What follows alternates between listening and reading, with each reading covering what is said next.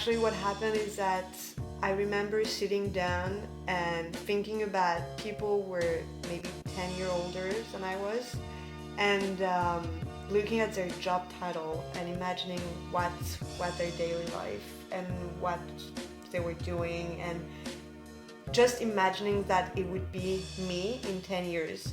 And I realized that I was not that excited at all. I didn't hate it. I just realized that I needed to have more passion for what I was doing if I was going to spend the next 30 years doing it. And I liked it. I was not passionate about it. So for me, you, it was just that connection with what you're doing every day. Especially when you spend like 10 hours a day. So You know, you spend so much time at your desk and working. And also for me, it was the contribution that I was making. And I know that everyone talks about that, like meaningful impact, blah, blah, blah. But it's Did you always... have that? No.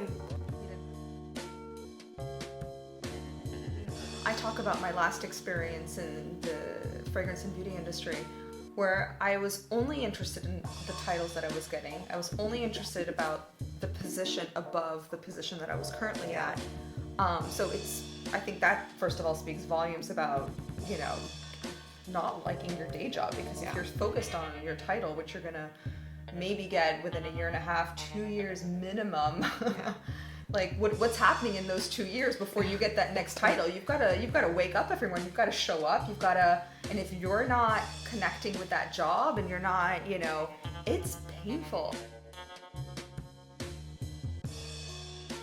For you, was there a clear breaking point? Was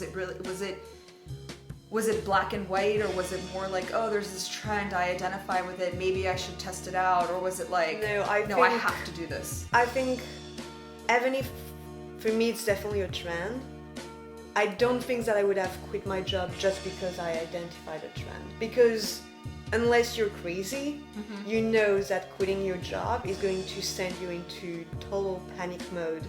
Your brain, your bank account, everything is going to go into complete panic mode. Is it the case? Was it the case? It wasn't. We'll get to that. No, but I mean, really, unless you're crazy, you don't do that just because it's cool and it's a trend. What's hard? Yeah, what's hard?